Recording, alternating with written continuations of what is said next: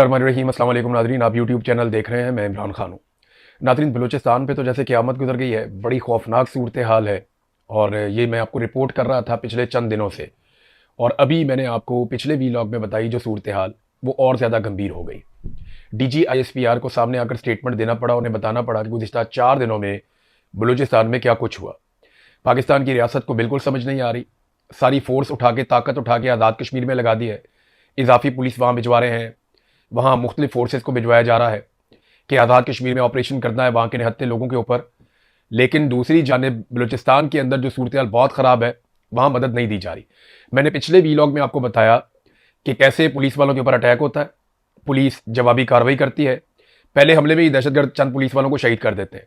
Police फौरी तौर पर जवाबी कार्रवाई करती है और जो आसपास पुलिस है उसको भी बुलवाया जाता है।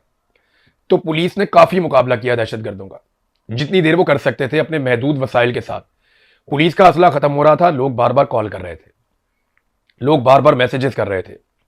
हत्ता के नौजवानों ने सोशल मीडिया पे डालना शुरू कर दिया कि पुलिस के पास हथियार खत्म हो गए हैं, पुलिस मजीद मुकाबला नहीं कर पाएगी, फौरी तौर पे इमदाद भेजी जाए। इंतजामिया को कई मरतबा राब्ते किए गए, लेकिन इमदाद नहीं पहुंची। आसपास बहुत सारी सिक्योरिटी फोर्सेज हैं, कोई नहीं आया। जो मदद आनी चाहिए थी, जो फौरी तौर पे पहुंचनी चाहिए थी, क्विक रिस्पॉन्स होना चाहिए था, वो रिस्पॉन्स नहीं मिला और उसकी वजह से काफ़ी पुलिस वाले शहीद हो गए। और जो दहशतगर्द हैं वो जाते हुए 18 पुलिस एहलकारों को निहत्ता करके, क्योंकि हथियार उनके ख़त्म हो गए थे, तो उन्हें निहत्ता करके उन्हें यरगमाल बनाकर अपने साथ ले गए। और आज खबर ये आई है कि उन 18 पुलिस एहलकारों को भी जो यरगमाल थे शहीद कर दिया गया। एक और खबर नाज़रीन जो मैंने आपको कल दी थी, खैबर पख्तूनख्वा हुकूमत जो है वो मुराद पास कर रही है, सहाफ़ियों के ऊपर सख्तियाँ करने के कवानीन पास कर रही है। ये चीज़ों के ऊपर बहुत तनकीद हुई। पाकिस्तान तहरीक इंसाफ ने खुद सबसे ज़्यादा तनकीद की। अगर तनकीद के अंदर मैं आपको ग्रेडिंग करके दूं तो नंबर 1 सबसे ज़्यादा तनकीद खैबर पख्तूनख्वा की हुकूमत के इन अमाल के ऊपर पाकिस्तान तहरीक इंसाफ के नौजवानों ने और उनके अपने वोटर सपोर्टर्स ने सोशल मीडिया के ऊपर की, नंबर 1। नंबर 2 पे जो तनकीद की, वो 2 नंबर तनकीद मीडिया के ऊपर की गई। और नंबर 3 के ऊपर जो तनकीद है वो दूसरी पॉलिटिकल पार्टीज कर सकी, उनका मुंह ही नहीं बनता, वो खुद ये काम करते रहते हैं सारा दिन। लेकिन वज़ीर आला खैबर पख्तूनख्वा ने अवामी दबाव पड़ने पर फौरी तौर पर हुक्म जारी किया कि जनाब हम इनके ऊपर नजरसानी करने जा रहे हैं। चाहे वो सहाफियों वाला मामला है, चाहे वो यानी पीका की टाइप का काम करने जा रहे थे ना वहां पे, उन्होंने कहा जी आज़ादी इज़हार राय का मामला हो, चाहे वो हमारी मुराद का मामला हो, हमारी सहूलियात का मामला हो, इस सारे के ऊपर हम नजरसानी करने जा रहे हैं। सुहेल अफरीदी को ऐसा क्यों करना पड़ा, सवाल यह है।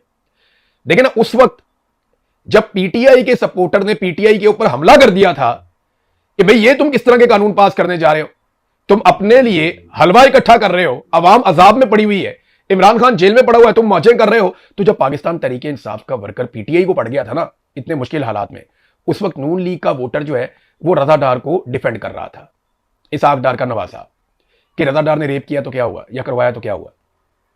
ये फर्क है आज पाकिस्तान तहरीक इंसाफ। मैं बड़ा खुश होता हूं ऐसी पॉलिटिकल पार्टी से।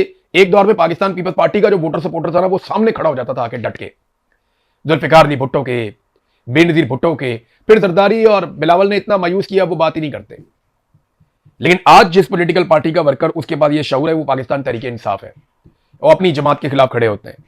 तो देखिए वजह क्या बनी कि सुहेल अफरीदी को पीछे हटना पड़ा। एक तो पहले वो सारे लोग जो है उनको शर्म आनी चाहिए, जो कल तक इस सारे को डिफेंड कर रहे थे, और आज सुहेल अफरीदी पीछे हट गया। पीछे तभी हटा ना कि जब गलत चीज थी, ना होती तो पीछे ना हटता। तो वो डिफेंड करने वालों को शर्म आनी चाहिए। नंबर 1, ये पाकिस्तान तहरीक इंसाफ ने अपना शऊर साबित किया है। नंबर 2, जब कोई हुकूमत अवाम के वोटों से आती है ना, तो उसे इस बात की फिक्र रहती है कि अवाम नाराज ना हो जाए।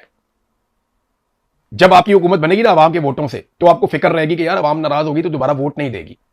लेकिन जब आप वोटों के तस्मों के साथ लटक कर आएंगे, तो फिर आप पता क्या कहते हैं, फिर आप कहते हैं जहाज की बात हुई है, लिया है भाई।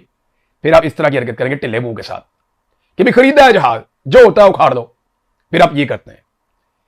जब आप अवाम के वोटों से नहीं आए होते ना, वोटों के तस्मों के साथ लटक के जबान से पॉलिश कर करके आप इक्तदार में टिकटॉक बनाकर आ जाते हैं। फिर आपको कोई फिक्र नहीं होती कि अवाम क्या कह रही है।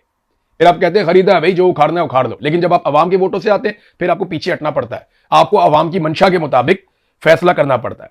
नाज़रीन, एक जर्नलिस्ट है रेहान तारिक साहब, उन्हें गिरफ्तार कर लिया गया, और उन्हें भी गिरफ्तार किया गया NCCIA की जानिब से। ये बरतानिया में गए हुए थे, और अभी ये पता चला कि जवाद नकवी साहब हैं मजहबी रहनुमा, उनका कोई इंटरव्यू करते हुए इन्होंने कोई मुतनाज़ सवाल कर दिया था। तो उस पर इन्हें गिरफ्तार किया गया। 6 दिन का इनका रिमांड भी दे दिया गया। बहुत अफसोसनाक बात है। देखें, एक जर्नलिस्ट सवाल ही तो करता है, सवाल गलत भी हो सकता है। फिर मैंने एक वीडियो देखी जिसमें यही साहब, रेहान तारिक साहब, ये माफ़ी मांग रहे हैं अवाम से कि जनाब मेरे सवाल से अगर आपकी दिलदारी हुई है तो मैं माजरत चाहता हूँ, मुझे माफ़ कर दें। तो इंसान से गलती हो, अगर माफ़ी मांग ले, एक लाइलमी में बंदा सवाल भी कर देता है। लेकिन फौरी तौर पे इस मामले को लेकर NCCIA ने एक मुकदमा दर्ज किया, वो एयरपोर्ट पे वापस है, उन्हें वहां से अरेस्ट कर लिया और 6 दिन का उनका रिमांड भी दे दिया। देखिए, अगर ऐसा कोई मसला है तो आप एक नोटिस जारी करते हैं, आप सहाफ़ी को कहते हैं आगे पेश हो जाए, आपके खिलाफ कंप्लेंट आई हुई है, हमारे सवालों के जवाब दे दें और आप हमें मुतमईन कर दें। ऐसे केसेस में आप उसको बेल अप्लाई करने का मौका भी दे देते हैं।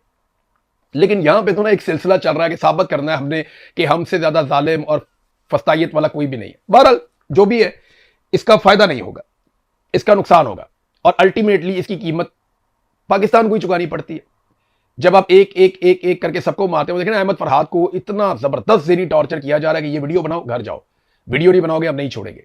ये उनकी फैमिली के राय से मेरे तक मालूमात आई है। वो कहते नहीं, मैं वीडियो नहीं बनाऊंगा।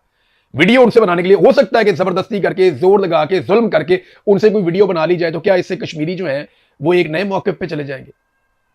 ऐसा नहीं होगा। मेरे हवाले कर दें आप अपना कोई भी एक जर्नैल, इवन मेरे हवाले आप कर दें अपना कोई ताकतवर से ताकतवर आदमी, आप बहुत बड़े से बड़ा आदमी मेरे हवाले कर दें आप अपना जर्नैल, जर्नैल सबसे बड़ा होता है ना, जर्नैल कोई अपना मेरे हवाले कर दें आप, मुझे सिर्फ दे दें 10 दिन के लिए। जो स्टेटमेंट आप कहते हैं मैं उसे निकलवा दूंगा आपको। जो स्टेटमेंट आप कहते हैं, इस तरह का स्टेटमेंट आप निकलवाएंगे तो क्या फर्क पड़ेगा उससे? क्या लोगों की सोच बदल जाएगी? लोग बेवकूफ है, उन्हें नहीं पता कि बंदा पकड़ा गया था, इसका स्टेटमेंट आ गया।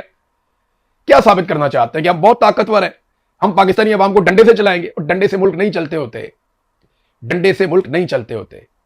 और सिक्योरिटी फोर्सेस का ये काम नहीं होता, ये सिविलियंस का काम है कि वो फैसले करें। बारह इन्हें समझ आएगी तो ठीक है, नहीं आएगी तो लोग एक दिन खुद समझा देंगे। अब तक इतनी अपना ख्याल रखिएगा, अपने चैनल का भी। अल्लाह हाफ़िज़।